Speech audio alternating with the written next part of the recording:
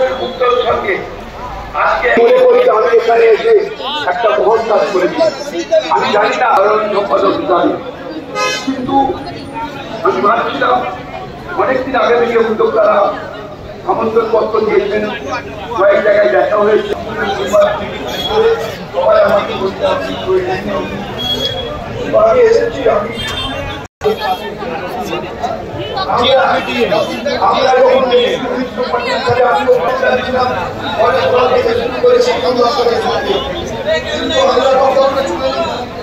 পঁচিশ থেকে 90 থেকে শোভন চ্যাটার্জি আমরা একটা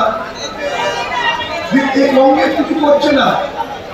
আমরা নিজেরা সিটিজেন ফোরামের নাম করে আমরা মানুষের পাশে থাকার মানসিকতা তৈরি করে আমরা করতাম, ভুতুরে ভোটার নিয়ে আমরা করতাম। ওরাই তার জন্য আমরা আন্দোলন করলাম, একদিকে করে করে আমরা তৈরি করে আমরা ফেললাম যে এখন থেকে কলকাতা শহরে আমরা খেলাধুলা করবো রাস্তার উপরে। এখন পারগুলো বিক্রি হয়ে যায়। আমরা জজ ছিলেন, সে জজকে শান্ত প্রকৃতির মানুষ, তিনি আমাদের সঙ্গে থাকতেন। যেরকম মানুষের মিটিং করে আমাদের দিক নির্ণয় করবো, তখন এই আসুসের মুক্ত আমাদের সঙ্গে শান্ত মাথায় এই সমস্ত সামিল। আজকে এই কথা বলার প্রয়োজন এই কারণে, তৃণমূল কংগ্রেসের কর্মী, তৃণমূল কংগ্রেসের নেতা, আর যেদিন তৃণমূল কংগ্রেস তৈরি হয়েছিল করেছিলেন তৃণমূল কংগ্রেস বলতে দিনা নেই। তখন উত্তর কলকাতা থেকে দুজন কাউন্সিলর মমতা বন্দ্যোপাধ্যায়কে সমর্থন করেছিলেন। স্মরণ করা হবে নেতৃত্ব পেয়ে 2021 থেকে বেশি ভোটে জিতিয়ে আপনাদের দায়িত্ব, কর্তব্য এবং মমতা বন্দ্যোপাধ্যায় আদর্শকে দিশাকে সম্মান দেওয়া হোক, এটাই চাই আজকের মঞ্চ থেকে আমাদের মধ্যে নেই।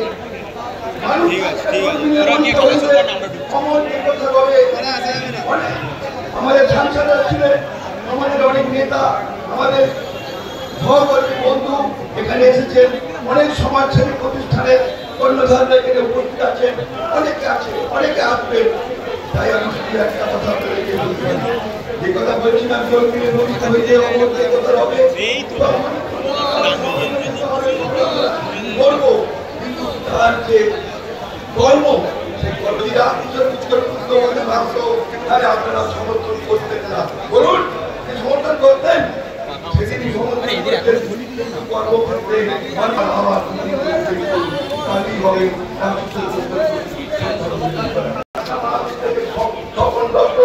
তখন আমরা আমাদের একটা ব্যবস্থা করে দিচ্ছিলাম কংগ্রেসের এই অবস্থা দেখি।